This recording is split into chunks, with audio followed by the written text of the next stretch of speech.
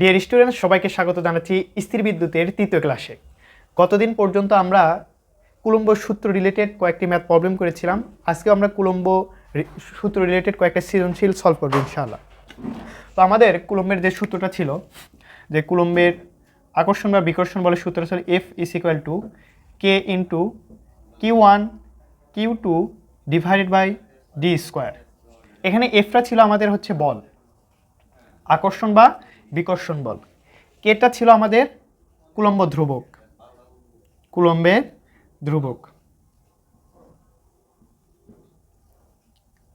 আর D ছিল আমাদের এই যে দুইটি চার্জের মধ্যবর্তী দূরত্ব, দুটি চার্জের মধ্যবর্তী দূরত্ব, এবং উপরে যে Q1 Q2 এই দুইটা ছিল আমাদের চার্জ।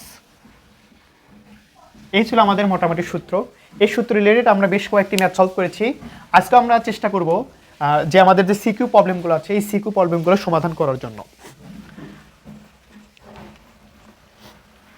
আমাদের প্রশ্নে বলা আছে যে আমাদের ধনাত্মক 70 কুলম্ব চার্জ দেওয়া আছে এবং ঋণাত্মক 45 কুলম্ব চার্জ দেওয়া আছে, এবং এই যে দুটা চার্জ ধনাত্মক এবং ঋণাত্মক চার্জের মধ্যবর্তী দূরত্ব 120 মিটার দেওয়া আছে।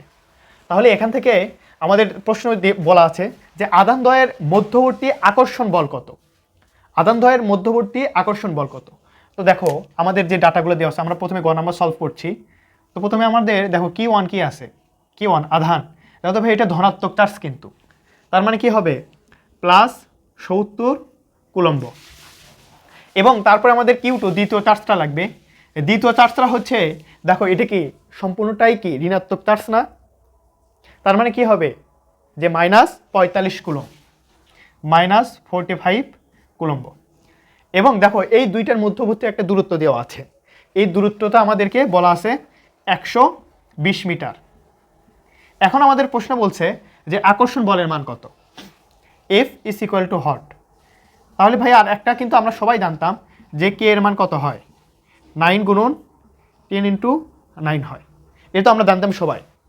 তাহলে আমরা কিন্তু প্রথমে যে সূত্র লিখেছি, তাহলে আমরা জাস্ট সূত্রে বসিয়ে দিব, তাহলে আশা করছি এই অঙ্কের সলভ হয়ে যাবে। তাহলে আমরা কি জানতাম, F is equal to K into Q1 Q2 divided by D square. একদম বেসিক ম্যাথ ছিল আমাদের।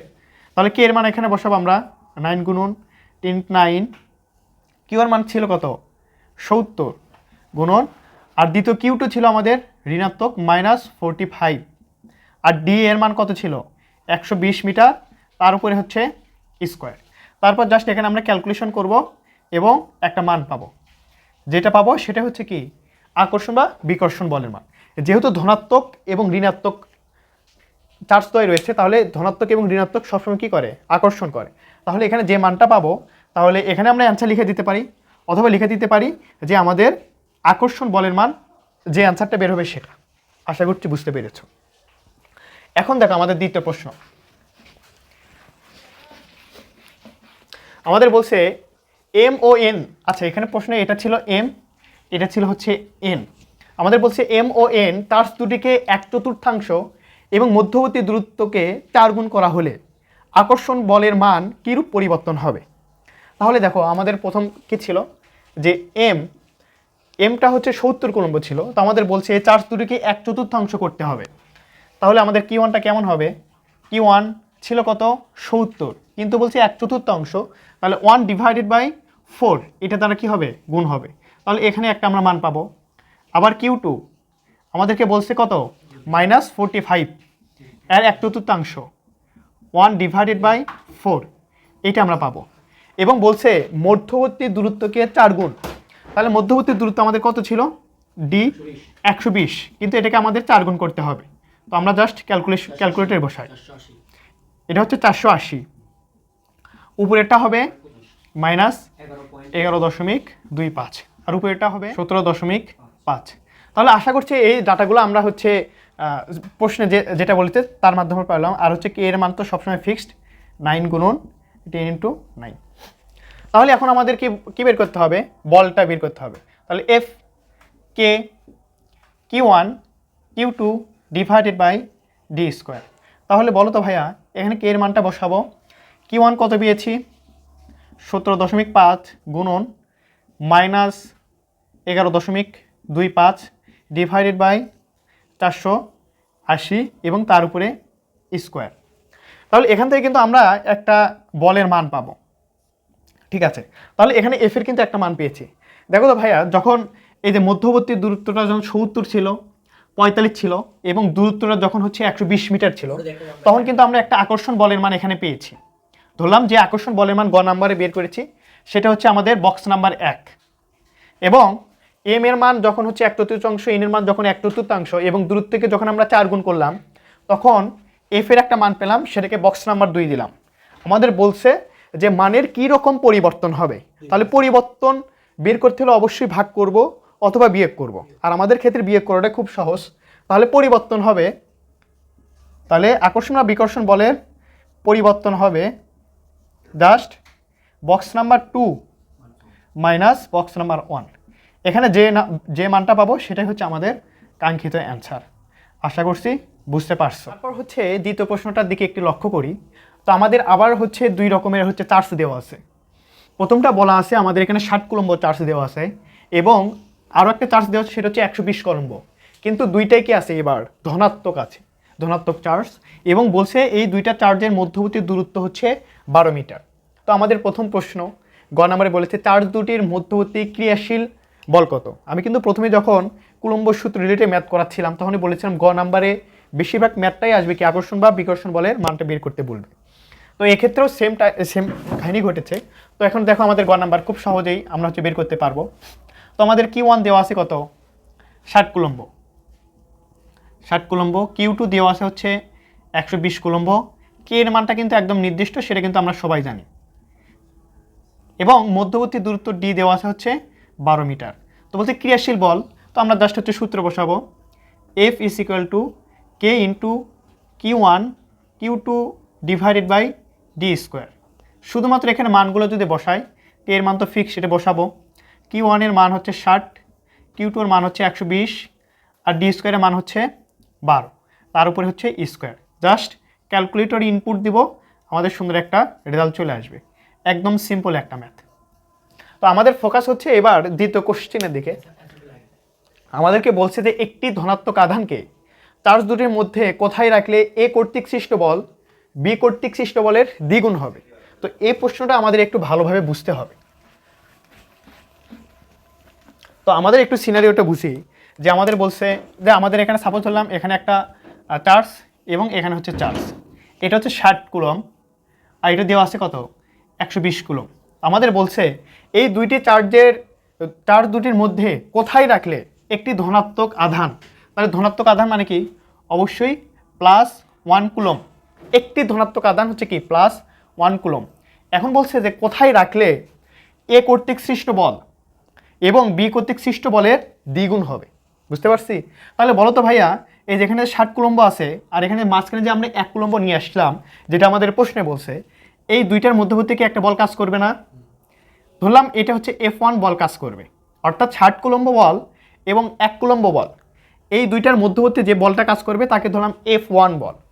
এবং 1 কুলম্ব এবং 120 কুলম্ব এই দুইটার মধ্যবর্তীও একটা বল কাজ করবে এবং সেটাকে ধরলাম আমরা কি F2 বল। এখন আমাদেরকে প্রশ্ন হচ্ছে যে কোথায় রাখলে, তাহলে আমাদের জায়গাটা হচ্ছে কোথায় রাখবো। এখন আমরা এই 1 কুলম্ব বল কই রাখবো এটা আমাদেরকে বের করতে হবে। 1 কুলম্ব কই রাখবো, তো আমরা যদি চিন্তা করি যে ধরলাম এটা হচ্ছে এ পয়েন্ট, এটা হচ্ছে বি পয়েন্ট, ঠিক আছে। তো আমরা চিন্তা করলাম যে এ থেকে যদি এক্স মিটার দূরত্বে যদি আমরা রাখি তাহলে এই সত্যটা মানবে, অর্থাৎ এ কর্তৃক যে সৃষ্ট বল হবে বি কর্তৃক সৃষ্ট বলের দ্বিগুণ হবে। এই এক্স এর মানটাই এখন আমাদের বের করা চ্যালেঞ্জ। তো আমরা জাস্ট হচ্ছে রীতিমতো লিখে দেব এখানেই যে একটি ধনাত্মক আধানকে চার্জ দুটির মধ্যে কোথায় রাখলে, তাহলে আমরা এভাবে বলতে পারি যে এই বিন্দুর থেকে এক্স মিটার দূরে একক ধনাত্মক আধানকে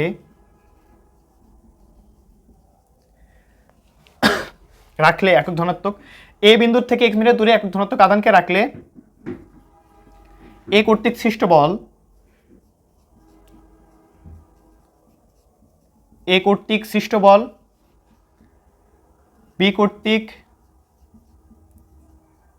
সৃষ্ট বলের দ্বিগুণ হবে, দ্বিগুণ হবে। তো তাহলে এখন আমরা প্রশ্নের মধ্যে কি বলতে পারি হবে, এই যে এ কর্তৃক যে সৃষ্ট বল F1 বি কর্তৃক সৃষ্ট বলের দ্বিগুণ, তাহলে বি কর্তৃক সৃষ্ট বল হচ্ছে F2 এবং তার দুগুণ হচ্ছে সামনে 2 দ্বারা গুণ করে দিব। তাহলে F1 সমান সমান আমরা কি জানতাম যে K into Q1 Q2 divided by D square, 2 into K Q1 Q2 divided by D square. তো উভয় পাশ থেকে আমরা কে ভ্যানিশ করতে পারি। আর দেখো F1 এর ক্ষেত্রে এই দুইটা যেহেতু, তাহলে Q1টা হবে কি 60 গুণন Q2 একক ধনাত্মক আধান যেহেতু, তাহলে হবে মান কত 1 ডিভাইডেড বাই ডি স্কোয়ার। এ থেকে একক ধনাত্মক আধান পর্যন্ত আমরা দূরত্ব ধরেছি কি x, তাহলে x square is equal two F2 এর ক্ষেত্রে 2 তো সামনে থাকবেই, Q1 কত ধরলাম 1 এবং Q2 ছিল আমাদের 120 এবং ডি স্কোয়ার। তাহলে এইটুকু যদি x হয় তাহলে পুরোটুকু দূরত্ব দেওয়া ছিল 12 এবং তাহলে x যদি হয় তাহলে হচ্ছে এইটুকুর দূরত্ব একক ধনাত্মক আধান থেকে শুরু করে 120 কুলম্ব আধান পর্যন্ত দূরত্ব হবে কি 112 মাইনাস x এবং তার উপরে স্কোয়ার। বুঝতে পারছি আশা করি। তাহলে এইটুকু যা হচ্ছে এই পাশে এখন আমরা লিখছি। তো এখানে থাকবে আমাদের 60, আচ্ছা এখানে আমরা ক্যালকুলেশন করি, এই পাশে 60 আছে, এই পাশে হচ্ছে 120, তাহলে উভয় পাশে যদি কেটে দেই এখানে পড়ে থাকবে হচ্ছে 2। তাহলে দেখো এবার, তাহলে এই পাশে পড়ে থাকছে 1 ডিভাইডেড বাই নিচে হচ্ছে x স্কোয়ার, আর এই পাশে থাকছে 2 গুণন 2 হচ্ছে হলো 4 ডিভাইডেড বাই নিচে আছে কত 12 মাইনাস x তার উপরে স্কোয়ার। দেখো তো ভাইয়া উভয় পাশে হচ্ছে স্কোয়ার আছে, আমরা যদি রুট দিয়ে দিই তাহলে উভয় পাশ থেকে এই স্কোয়ারগুলো কেটে যাবে। তাহলে আমরা রুট করি, root over 1 divided by x square root over 4 divided by 12 minus x square. তাহলে দেখো তো ভাইয়া 1 এর উপর যদি রুট থাকে তাহলে তো 1ই আসবে, আর স্কোয়ার এবং রুট কেটে নিচে থাকবে কি x, তাহলে হচ্ছে রুট 4 এটা মান হবে 2 এবং নিচে স্কোয়ার এবং রুট কেটে থাকবে কি 12 মাইনাস x।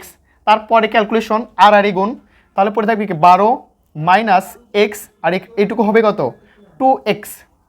তারপরে ক্যালকুলেশনটা হচ্ছে ওই পাশে হচ্ছে আমরা x রাখবো, তাহলে 2 এই পাশে যেহেতু মাইনাস x আছে তাহলে এখানে আসে প্লাস x হবে, তাহলে 12 তাহলে হচ্ছে কত 3x।